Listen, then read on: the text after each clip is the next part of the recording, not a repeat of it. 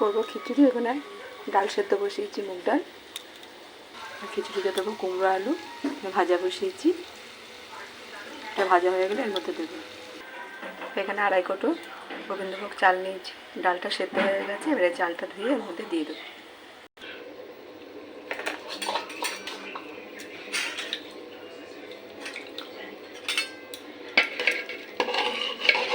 চালটা আর ডালটা সেদ্ধ হয়ে এসছে, এবার এক এক করে মশলা দিয়ে দেওয়া সম্ভব।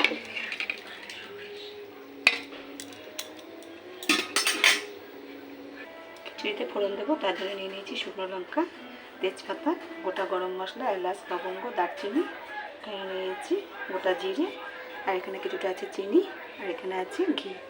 এবারে সোমবার দেবো। সঙ্গে করবো বেগুন ভাজা আর পাঁপড় ভাজা। কুমড়ো আলুটা ভাজা হয়ে গেছে, এবারে এর মধ্যে দিয়ে দেবো। কুমড়োর আলুটা দিয়ে দিয়েছি এর মধ্যে।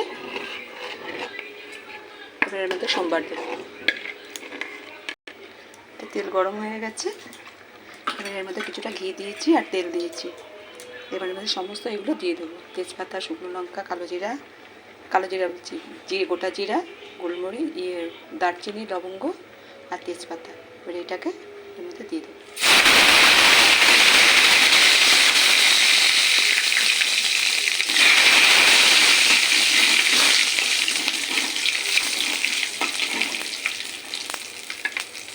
এটাকে তেলের মধ্যে ঢেলে দেবো, খিচুড়ির মধ্যে ঢেলে দেবো।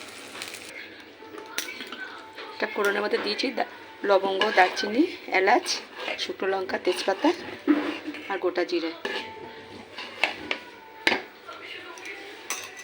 এবার কিছুটা ঘি এর মধ্যে দিয়ে দেবো। চিনিটা দিয়ে দেবো।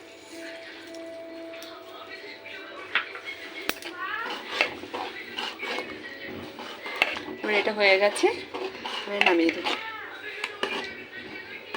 আমার খিচুড়ি রান্নাটা যদি ভালো লেগে থাকে কমেন্ট করে জানাবেন।